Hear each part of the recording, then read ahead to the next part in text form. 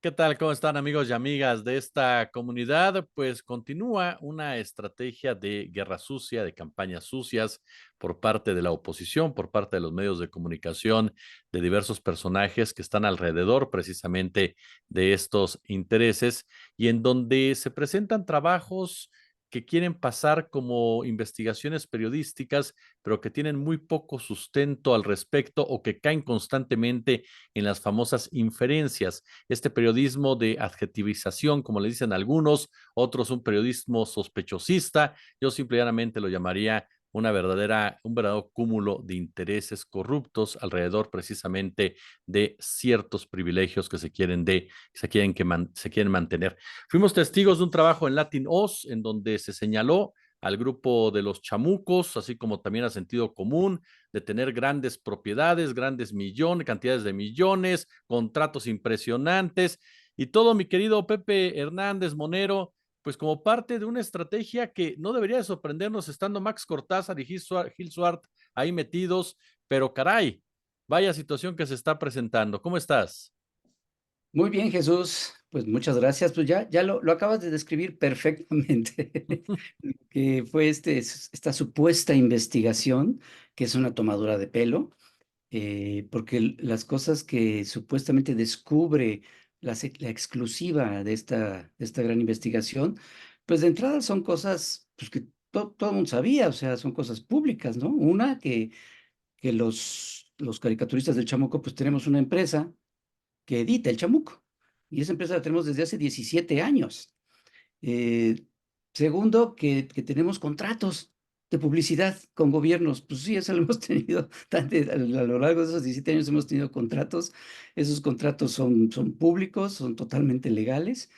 Y el gran tercer descubrimiento que tiene esta investigación, que sí me parece escandaloso, es que pues, los caricaturistas del Chamuco somos de izquierda y expresamos lo que pensamos abiertamente, y que aparte tenemos amigos que también son de izquierda, ¿no? Como y tenemos esta publicación hermana que es Sentido Común, con verdaderos, delincuentes peligrosos como Fabricio Mejía, como Lorenzo Meyer, como Renata Turrent, en fin, pues realmente es una tomadura de pelo, ¿no? Es como bien lo acabas de describir, periodismo de inferencias, es hacer una nota de nada que, como dices, ya no nos sorprende, ¿no? Después hemos sido testigos desde el principio de año de esto, de periodismo que no demuestra nada, que son puras inferencias, y lo sorprendente es que ya bajaron la mira, ¿no? Y ya, pues ya no es el presidente,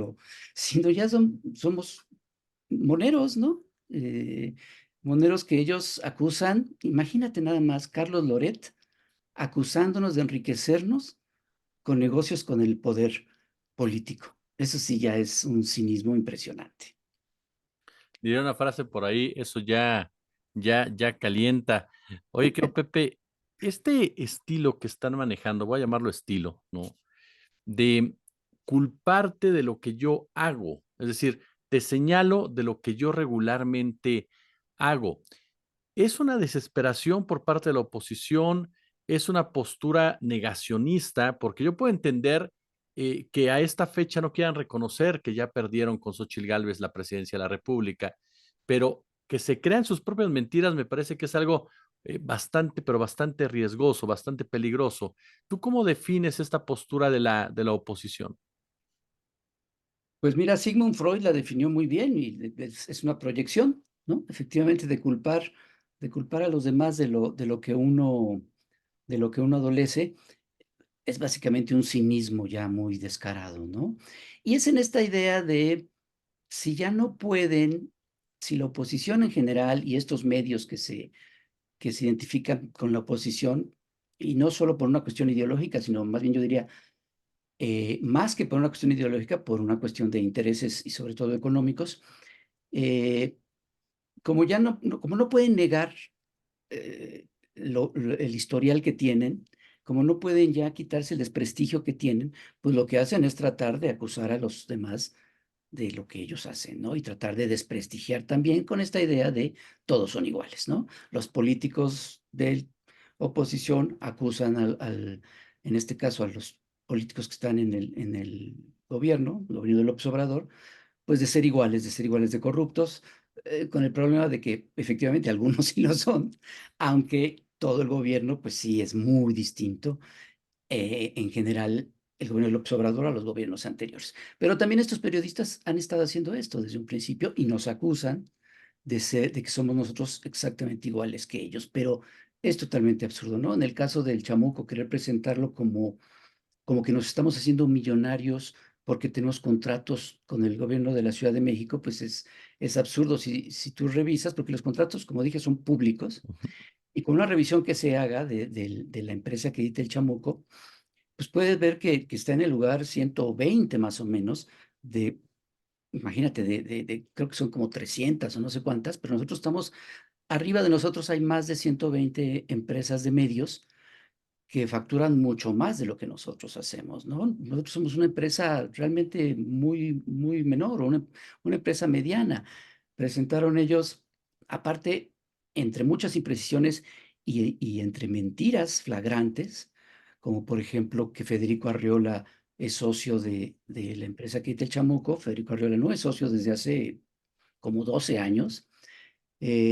Otra mentira que dicen es que el Fisgón es candidato al Senado.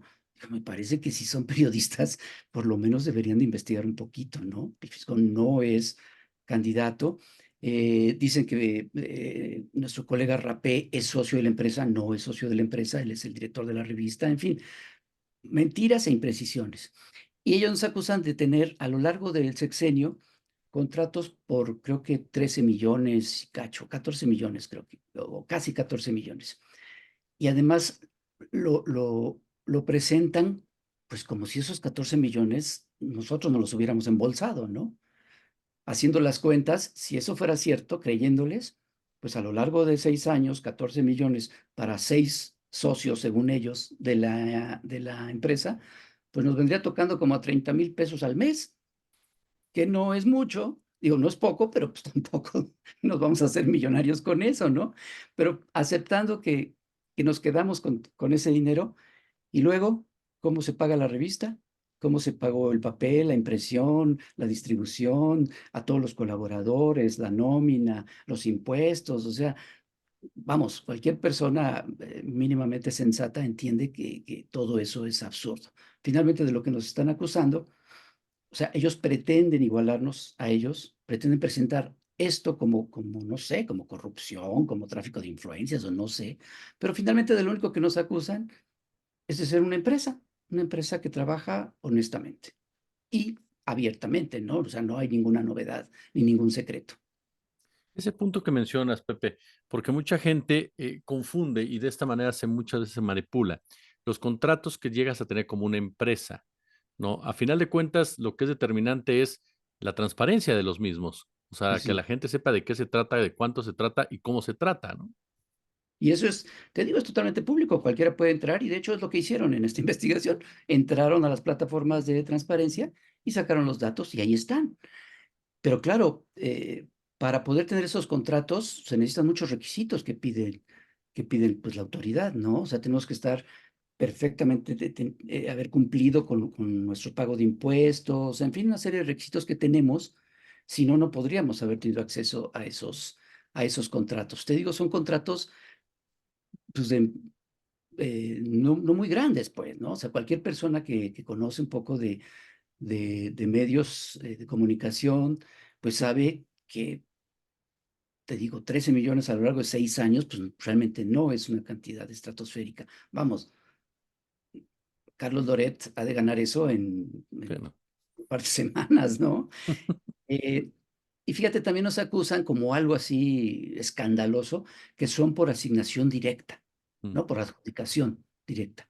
Pues sí, porque lo que es la partida de publicidad, de comunicación social del gobierno, toda es de adjudicación directa. Ahí no hay concurso, pues como en otro tipo de servicios que se presta al gobierno. Entonces, todos los medios que venden publicidad al gobierno, pues lo hacen de la misma manera, ¿no? Y te digo, arriba de nosotros hay cerca de 120 empresas de medios. Nosotros estamos al mismo nivel por ejemplo, de revistas como Algarabía.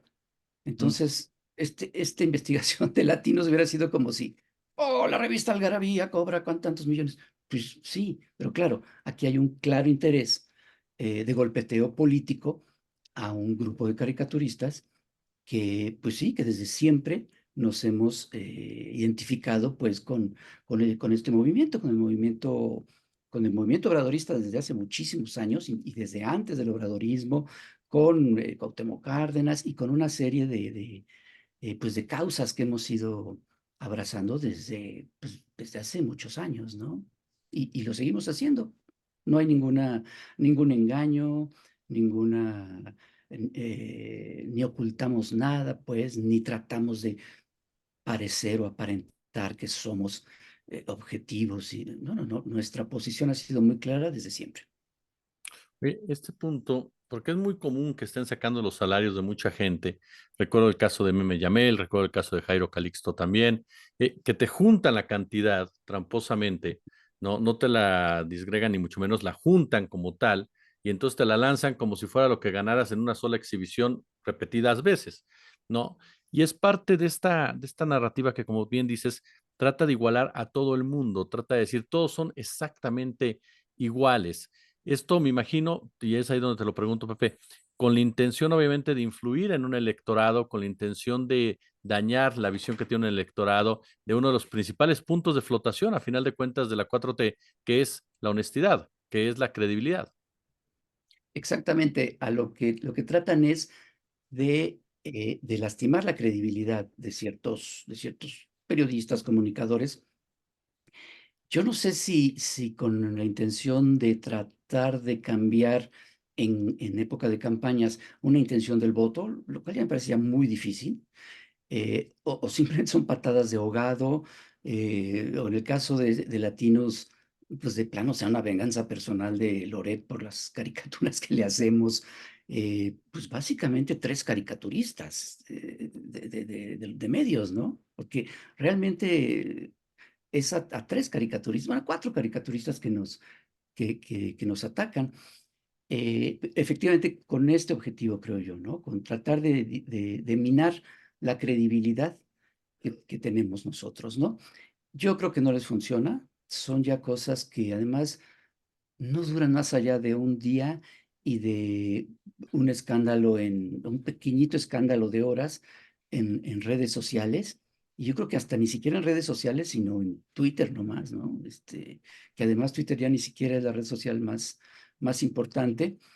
Y la gente que nos conoce desde hace mucho, que son nuestros lectores desde hace años, no desde hace 17 años, desde hace mucho más, eh, desde que empezó el Chahuiztle, que fue desde el 94, y que es gente que además, antes de nosotros, pues era seguidores de Rius, ¿no? Y que nos conocen, saben lo que pensamos, saben que no hemos cambiado en nuestro trabajo, que seguimos criticando exactamente lo mismo y defendiendo las mismas cosas. No creo que les funcione ni para minar nuestra credibilidad y mucho menos para cambiar la intención del voto. Eh, el otro día escuchaba yo a Rodrigo Galván, Mm. de Demotecnia María de las Heras, de esta casa encuestadora, que decía algo que me parece muy atinado. Luego estas personas creen que la gente un día se despierta morenista y el otro día se despierta panista, ¿no? Pues no, ya la gente, la gran mayoría, y lo vemos en casi todas las encuestas serias, ya tiene muy definido su voto. Yo no creo que vaya a cambiar. Yo estoy seguro que ya dan por perdida la presidencia, y ya abandonaron a su candidata y pues ahora tratan pues ver de qué es lo más que puedan rescatar, ¿no? Y haciendo el mayor daño posible a la 4T, pues, y a la gente que está cercana a ella. ¿Qué viene para ese tipo de periodismo, Pepe? Porque efectivamente todo parece indicar, sí, tendría que pasar verdaderamente un hecatombe para que pudiera cambiarse las cosas, que Claudia Sheinbaum gana el 2 de junio. ¿Qué viene para ese tipo de prensa? Para personajes como Loret, como Broso, como López Dóriga, como la propia de la Micha, como Ricardo Alemán, como el propio Raimundo Riva Palacio, quienes, vaya que han sido en estos últimos meses parte esencial de la guerra sucia, constantemente con inventos, constantemente con mentiras, incluso con una seguidilla de reportajes que cualquiera, efectivamente, coincido contigo, que estuviera en un medio de comunicación, sabe que no se sustentan, o sea, no pasan la prueba del ácido, como dirían Claro. por ahí, ¿no? Entonces, ¿qué crees que siga para este tipo de periodistas en el escenario político electoral que se espera después del 2 de junio? Pues yo creo que de ninguna manera van a recuperar la credibilidad que ya perdieron los que alguna vez la tuvieron. Algo que no aceptan o, o hacen que no aceptan o no entienden o fingen que no entienden es que efectivamente, como bien dice López Obrador, este país ya cambió y la mayoría de la gente ya no está en las mismas lógicas que antes y ellos tratan de seguir con estas lógicas. Yo creo que se van a cada vez a quedar con una audiencia cada vez más pequeña. Los que sean más inteligentes tratarán de abrir sus espacios, como está sucediendo, por ejemplo, en Televisa. Televisa siempre ha buscado la manera de no sucumbir ante estos cambios. Lo hizo hace muchos años, por ejemplo, bueno, lo hizo cuando, por ejemplo, desplazó a Jacobo Zabludovsky, entendiendo que ya esa época había terminado. Claro que se hizo de gente igual o peor, ¿no? Pero lo hizo cuando contrató, seguro recordarás, a Javier Solórzano y a Carmen Aristegui, y con un programa que se llamaba Círculo eh, Rojo. Círculo Rojo, exacto, que después tuvieron que despedirlos por lo del padre Maciel. Eh, Después lo volvieron a intentar contratando a Broso, y al final Broso acabó totalmente cooptado. Lo que hace en estos casos Televisa, lo que ha hecho a lo largo de todos estos años, es, al entender que debe tener credibilidad, tratar de conseguir esa credibilidad de la única manera en que saben hacer las cosas, que es con dinero, es decir, comprándola. Creen que pueden comprar la credibilidad cuando esa, pues no, se trabaja Claro. por medio de un periodismo serio. Eh, pero es lo que siguen haciendo ahora, ¿no? Abriendo espacios, por ejemplo, en sus barras de opinión, como es esta cosa de la hora de opinar, que ya desde hace varios meses contrataron a gente claramente de izquierda, identificada con la 4T, como Violeta Vázquez Rojas, Vanessa Romero, Pérez Ricard, tenían a Renata Turrent. eh, es muy pequeño, pero por lo menos ellos están haciendo ese intento. Pero, por ejemplo, medios como Latinos, pues a mí me parece que seguirá siendo lo que es no un medio de comunicación, no un medio que hace periodismo, sino pues un medio político, con intereses políticos claramente, para golpear, para manipular, y poco a poco pues seguirá haciéndose cada vez más pequeño, ¿no? Tanto en la política como en el periodismo, lo que creo que tenemos enfrente y lo que vamos a ser testigos el próximo sexenio es ya de un relevo generacional muy importante y casi total. Esto Morena lo ha entendido muy bien. Si tú ves la gente que está cerca de Claudia Sheinbaum, es gente ya muy joven, eh, incluso en el mismo gobierno de López Obrador, ¿no? Tienes a la secretaria de Gobernación. Sí ha habido, de parte del gobierno, sí ha habido este relevo generacional, y de la oposición tú ves exactamente a los mismos, a las mismas caras, a los mismos nombres, haciendo las mismas cosas. eh, yo creo que tendrá que pasar toda una generación para que lo entiendan, tanto los políticos como los periodistas, de que no pueden seguir realizando, o sea, no pueden seguir actuando con las mismas lógicas del régimen pasado, porque ese régimen ya se murió. Oye, tengo que aprovechar tu presencia para preguntarte precisamente ahorita que decíamos el cambio de régimen, las formas de hacer las cosas diferentes. Ahorita tienen a un personaje de su lado, como es el caso de Ricardo Salinas Pliego, que tiene una televisora o la concesión de una televisora que utiliza precisamente para definir netamente sus intereses, que incluso recibe el respaldo hace 2 días, me parece, de Loret de Mola, en donde habla precisamente que es un perseguido porque le están cobrando los impuestos. ¿Cómo este grupo se define como perseguido como tal en un escenario en el que simplemente se les está aplicando la ley? Es decir, te estoy pidiendo que pagues lo que tienes que pagar, te estoy pidiendo que digas que las cosas sean correctas, te estoy pidiendo que hagas tu trabajo de manera adecuada como debería de ser tu trabajo. ¿Cómo entender a un personaje como Salinas Pliego en todo este escenario? Y sobre todo te lo preguntaría, Pepe, ¿qué esperar de él a partir del 2 de junio? Yo creo, es un buen ejemplo, Salinas Pliego, de esta negación a cambiar para adaptarse a unos nuevos tiempos. Eh, Todo este grupo de políticos se niegan a aceptar este cambio, se niegan a, a cambiar y a entender las nuevas lógicas, pues básicamente porque son las únicas que entienden, las viejas. Eh, y entonces, pues se van a atrincherar aún más. Lo que está pasando con Salinas Pliego, yo creo que puede degenerar en un liderazgo político de la derecha y de la ultraderecha, muy al estilo de Trump, de Milei, ¿no? Estos empresarios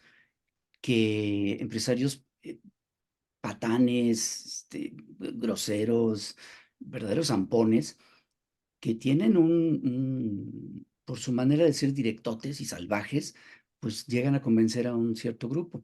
Yo siento que Salinas Pliego no sé qué tanto sea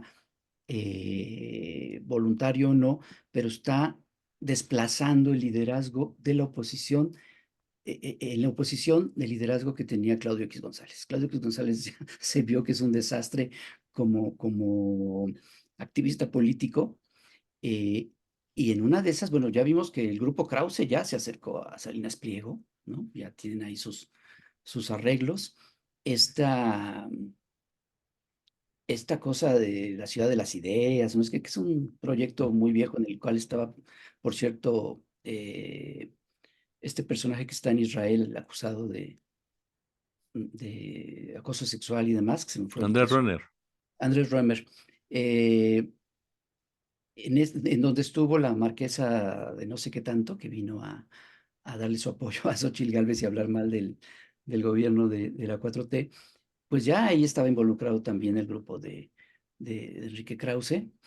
Pues yo no me extrañaría que la oposición partidista empezara a acercarse a Salinas Pliego o viceversa, que Salinas Pliego empezara a jalar esta gente para una eventual carrera política de cara al 2030. Me parece que es mucho tiempo y me parece que siempre he pensado que la ultraderecha en México no tiene mucho futuro. Tenemos una historia que afortunadamente no nos permite eh, caer ante la seducción de, un, de una opción de ultraderecha.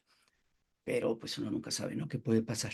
Pero sí me parece que pudiera ser el protagonismo de Salinas Pliego, eh, puede ser una posibilidad de un incipiente liderazgo político.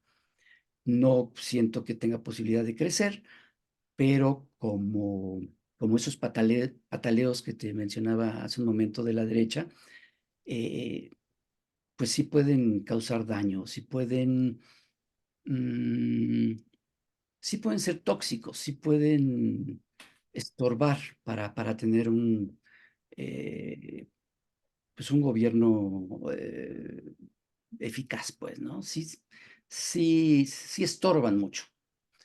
Para en eso yo creo que hay que tener cuidado, hay que observarlo bien y pues no permitir que crezca, ¿no? Hablando de cambios generacionales y para terminar esta interesante charla, Pepe, Manuel López San Martín, que se lanza en contra del doctor Gatel y que lo van a poner a moderar un debate.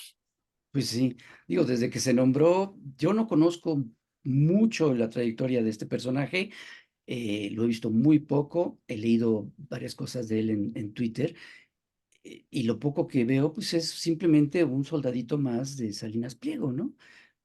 Que a mí me sorprende mucho cómo los empleados de Salinas Pliego, y cuando hablo de sus empleados no me refiero a todos los empleados que trabajen en sus múltiples industrias, sino a los empleados que aparecen en cámara, ¿no? Desde Javier Alatorre hasta San Martín y demás, de veras que es un alineamiento hasta indigno, ¿no? O sea, lo tratan de una manera como si fuera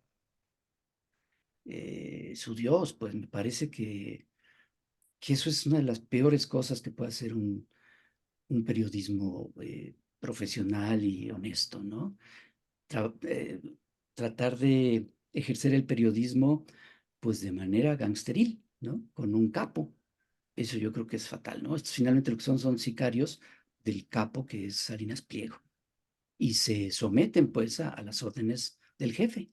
Yo he visto tweets que se dirigen a él así de jefe, ¿no? Casi, casi de nos ponemos a sus órdenes. Eso es muy, muy lamentable, muy patético.